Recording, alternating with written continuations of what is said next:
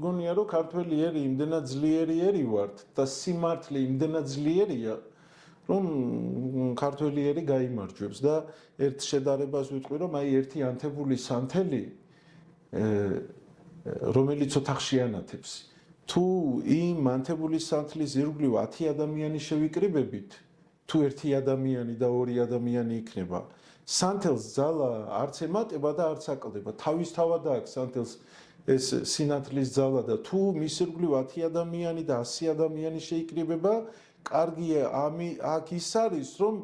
100 ადამიანს 100 ადამიანმა ნახა ეს სინათლე და მათთვის განათდა